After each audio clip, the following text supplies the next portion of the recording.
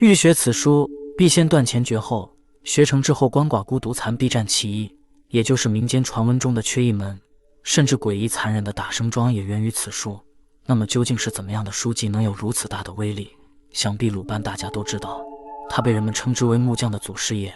发明的各类物品直到如今也依旧有人在使用，像是墨斗、刨子、曲尺、鲁班锁等等。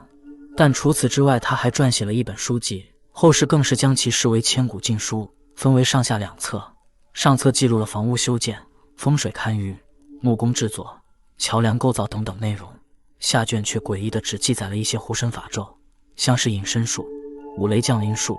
天罗地网法，这便是大名鼎鼎的鲁班经。2000多年来，此书一直在民间流传，表面上只有建筑工人以及木工习读，但实际上众多江湖术士也将此书视为瑰宝。可鲁班经的奇特之处就在于，就算你拿到了这本书，观看了里面的内容，也无法学会其中的法术，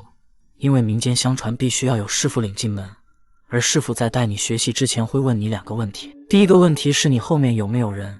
意思就是入了这行就要做好绝了香火的准备。第二个问题是你前面有没有人，意思就是入了鲁班门，必然要背起自己的祖宗和家族，在师傅得到肯定的答复后才会带着徒弟学习。有了这些规定之后，渐渐的民间将鲁班经视作禁书，所以也就衍生出了欲习此书必先绝后的说法。那么这种诡异的入门方式是怎么来的呢？相传鲁班在新婚后没多久便被官府邀请修建宫殿，由于鲁班经常想念自己的妻子，于是就用木头制作了一个可以飞行的木鸢。传闻鲁班只需要对着木鸢念上几句咒语，木鸢就能带他飞回到家中和妻子团聚。久而久之，鲁班就把木鸢和咒语交给了妻子，让他在想念自己的时候随时过来。可由于鲁班妻子对于木鸢的使用还不熟练，导致他从高空坠落不幸身亡。鲁班得知消息后痛心疾首，认为是自己的手艺害死了妻子，于是便在鲁班经的第一页写下了一句话：凡细读此书者，必无子嗣，鳏寡孤独残必占其一。话又说回来，鲁班经的上卷描述的确实都是鲁班生平所学，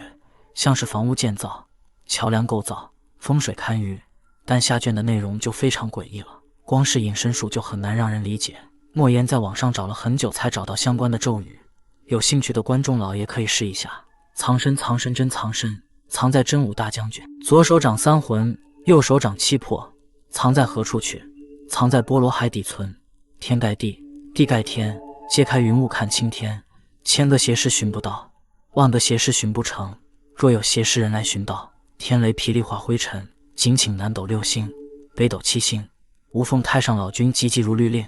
除此以外，鲁班经中还加载了一些邪术，而其中最为臭名昭著的便是打生桩。这是一种用活人祭祀的邪术。原来古代修建桥梁或者地基的时候，如果遇到桥桩无论如何都打不下去的情况，亦或是建造过程中一直出现邪祟之事，那么古人就会认为叨扰了本地的鬼神，所以就会用活人进行祭祀，将其如同桥桩一般埋在地下。虽然这种方式只被记录在鲁班经中，但传闻就算到了现在，也有施工团队在使用此邪术，尤其是在一些大型桥梁项目之上。而鲁班经除了入门难度高以外，民间学过此书的木匠更是用此害人，也由此得出了一句顺口溜：宁愿遭到流寇抢，不惹府内木工匠。因为被土匪抢了，起码知道损失了多少和原因，可如果被木匠设法害了，那真的是有苦说不出。传闻古代就有一个大户人家，家主早年间依靠一些不义之财发了家，到了晚年想要盖个院子颐养天年，可殊不知请来的木匠就是他之前害过的人。